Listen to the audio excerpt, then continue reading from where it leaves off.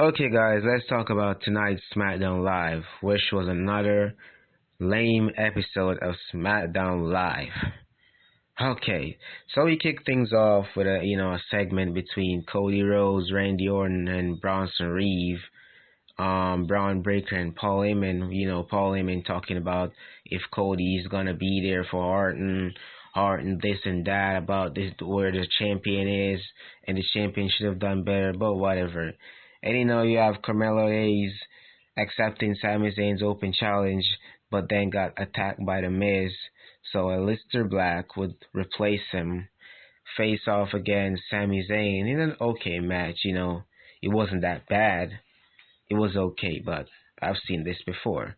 Then Damian Priest interrupts, costs Aleister Black the match. Damian Priest was a world champion last year, and he has fallen off really hard. Like, they ran out of ideas of what to do with him, But hopefully he bounced back. He did have an okay feud against Drew McIntyre, yeah. And then we have Rey Fenix and Jay Von Eves against Los Garza in a tag team match which Los Garza obviously lost. They haven't been doing anything great with Chelsea Green since she lost the US title. But it was an okay match between the amazing talented females.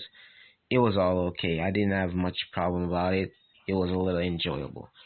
And then now we have a contract signing with Stephanie Valquez and Tiffany Stratton talking about it's Tiffy time, who is the better woman, a lot of stuff. It was alright. It wasn't too bad. Stephanie Valquez, she's really good.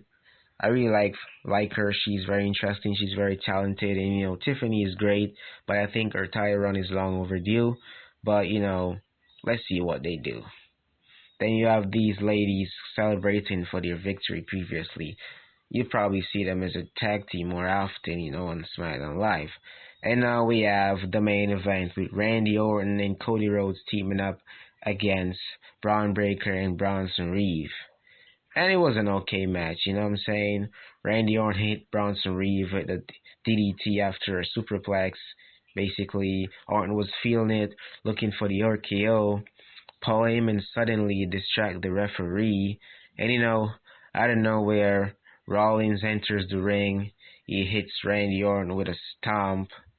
And that goes, Bronson Reed sets up Randy Orton in position right where he needs him, and just hits the tsunami. Yeah, he hits Orton with a effective tsunami, and he pinned Randy Orton 1, 2, 3, and they won the match.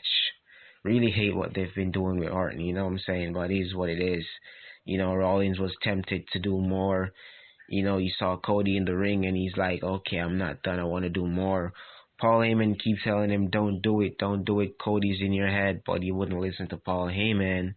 And, he got in the ring. Cody dodged the stomp effortlessly.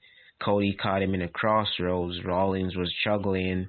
And, Cody hit him with a crossroads, which was a beautiful crossroads. I always like the way Rollins sells the crossroads.